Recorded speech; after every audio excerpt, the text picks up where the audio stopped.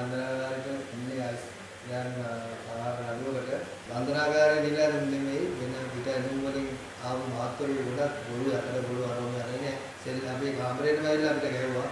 ගහලා අරගත්ත එළියට අරගෙන නම් කීකේ අපේ වාට්ටුවේ 45ක් ඉන්නවා. වාට්ටුවේ 45න් ලිස්ට් එකට තමයි ගත්තේ. නම් ලිස්ට් එකට ගන්නේ අරගෙන අමානුෂ්‍ය ලෙස ගැහුවා. මම එවලේ බේරුනේ ඇත්තටම මගේ යාළුවා එතන ගුටි කාලා අකුලේ තුවාලෙන් වැටෙන ලේ ටික මම ගාගත්ත මොකද එක අටේම ගාගෙන මම බොරුවට පන්නෑ වගේ මම හිටියේ.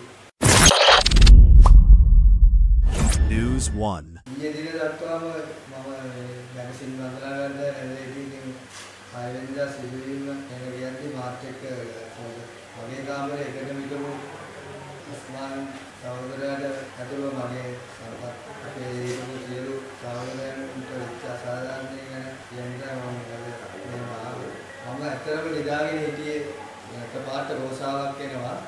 රෝසාවක් ඇවිල්ලා මාත්‍රු නම් කියාගෙන එකපාරට බන්ධනාගාර මාත්‍රු එක තව මාත්‍රු සෑහෙන දෙයක් එකපාරට නම් කියාගෙන ඇතුළට පොළු අරගෙන ඇතුළට එනවා. ඇවිල්ලා සෙල් වලට එවිඑවි බල අපේ සම්පත් අස්මාන් අපේ ඇතු අපේ උතන පාරදීම ලකුණු සියලු දෙනාගේ නම් කීකේ සෙල් කාමර වලින් අපිව ගහ ඉදි කඩල එළියට ගත්තා.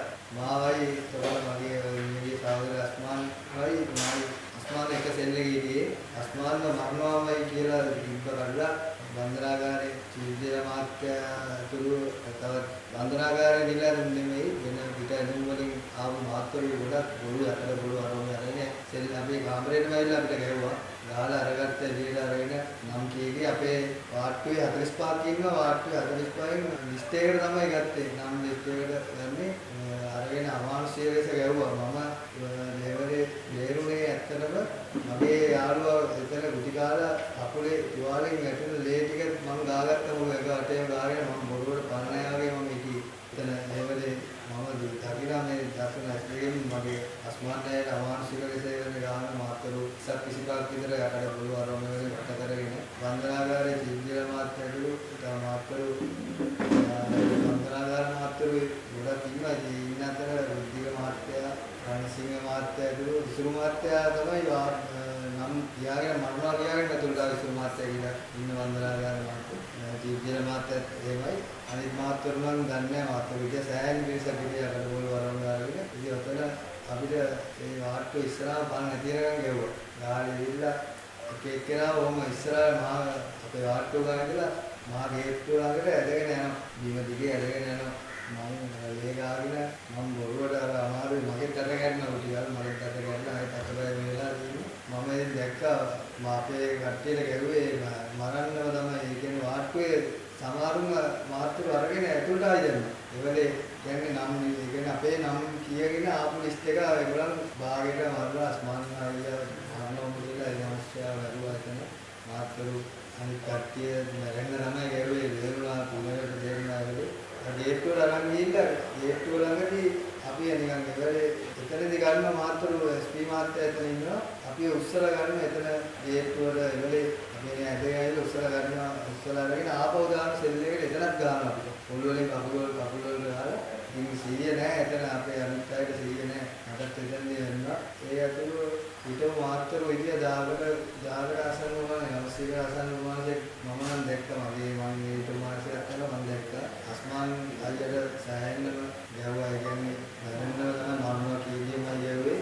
ඊට පස්සේ අපි බන්ධනාගාරේ ගානකට නැත්තම් ගන්නේ රෝවල් දාගෙන බන්ධනාගාර රෝවල් වෙත ගෙනිච්චා. ඒ ගෙනිල්ලා රෝවල් එතන රෝවල් අමාරුයි ආනෙන් දැසුවේ ගාගාවදා වැස්සලා වයින් බාගන අස්මාන් අයියව බාගන සම්පත් අයියව බාගන ආගලා මටත් මාවත් පෑගුවා. මාත් ඒ පාගවගෙන මගේ කරාම්දාර ඉන්නේ මම කරාම්දාර විදියට මොන පෑගුවා කියලා. එහෙම එතන දනවල වින්නේ අපි ඇලවිලා ඉන්නවා. ඉතින් අස්මානය මට පේනවා මට ඒ වෙලේ මාර වේදනාව මට වැඩි එදේ දකින්න ඇස්ලේ දැක්කේ මම අස්මානය පරණ 100 නැතුව ඉතින් අපේ සහෝදරයෝ ඔක්කොම ඉතින් 100 නැහැ. ඒගොල්ලන්ට දෙන්නවා. ඒගොල්ලෝ තාමත් ආය අද්දරෙක් ඉන්නවා PH එකේ. දැන් උනත් මේ ඒගොල්ලන්ගේ පාගේ දින පාරවල් ප්‍රමාණය දැක්කම දේවාලේ ඕන මිනිස්සෙක් ඇඬෙනවා දැක්කම ඇගේ පතුරු ගාලා වගේ.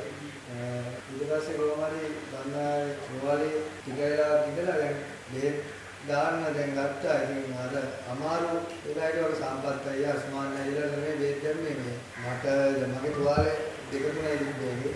ඉතින් මගේ ඇඟේ ගේ පියාගෙන අරගෙන ගත්තා. අස්මාන අයියලා නිකන්වත් බලන්නට සම්පත් වෙලා වරණගත්ත නෑ. හිටපු ડોක්ටර්ස්ලා මම එතන තනේ ඉතු මානසිකත්වයේ මම එතනදී මම ඒක වැඩි බාන්න ගියේ මගේ ඇගේ ගේ පියාගෙනකොට මම බැලුවා අස්මාන අයියා ඒ මොහොතේ බලන්න නැතුව ඉන්නවා. මාව ඇතුළේ තව අර දුරුතුවාල වෙච්ච මිනිස්සුන්ට වේද ගන්නවා. අර මුලක් නෝ. ඊපස්සේ අර ආර්ටෝ දැම්මා.